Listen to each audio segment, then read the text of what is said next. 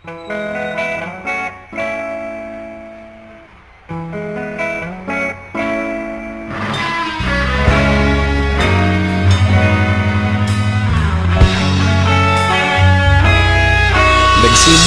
ang lahat sa eskwela, nagsama-samang 12 sa kalokohan at sa tuksuhan, hindi maawat sa isa't isa.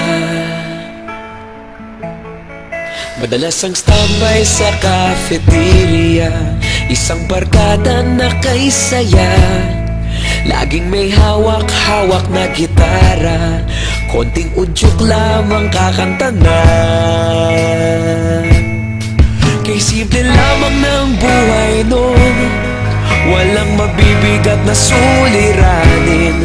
Problema lamang laging kulang ang datong. Sana napunta ang panahon?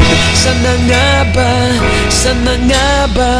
Sana napunta ang panahon? Sana nga ba? Sana nga ba? Sana napunta ang panahon? Sa unang ligaw kayo'y magkasama, magkasabwat sa pambobola.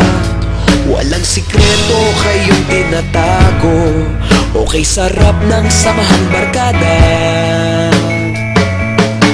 Nagkawatakan na sa kolehiyo, kanya-kanya na ang lakaran.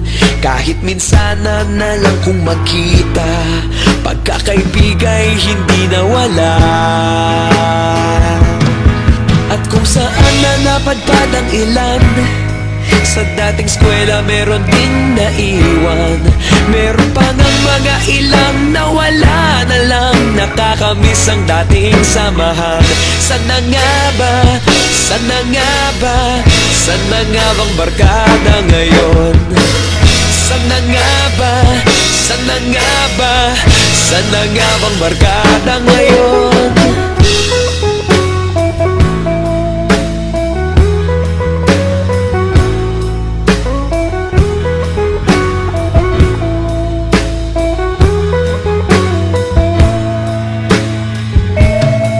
Ilang taon din ang nakalipas, wala pa sa aming tatay na nagsusumikap upang yumaman at guminhawang kinabukasan.